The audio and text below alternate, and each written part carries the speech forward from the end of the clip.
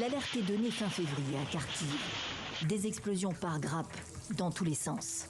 Au moins 3 attaques similaires dans des quartiers résidentiels ce jour-là, dans la deuxième ville ukrainienne. Des armes à sous-munitions, confirme Human Rights Watch, qui a identifié une roquette 9M55K Smerch, fabrication russe. Ces armes à fragmentation larguent des dizaines, voire des centaines de projectiles plus petits une fois l'explosion du conteneur, par exemple en obus. Elles sont de portée très imprécise, non discriminante, c'est-à-dire susceptibles de frapper militaires comme civils. Et lorsqu'elles sont utilisées, c'est pour tuer le plus de personnes possible dans des zones parfois déjà ciblées par des raids aériens en Ukraine. Elles peuvent alors exploser longtemps après impact et s'apparentent à des mines antipersonnelles. Il y a 9 ans déjà, les armes à sous-munitions étaient utilisées dans l'est de l'Ukraine, dans le Donbass, par les pro-russes comme par les forces ukrainiennes. En 2008 pourtant, elles étaient interdites.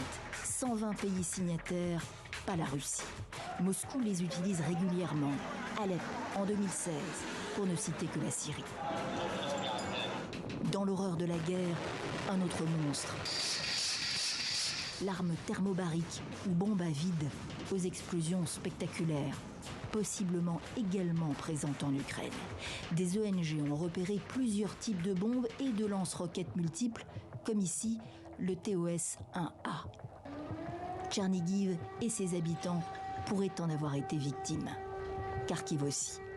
Ces armes thermobariques, armes de destruction massive, interdites par la Convention de Genève, ne le sont pas explicitement contre les cibles militaires.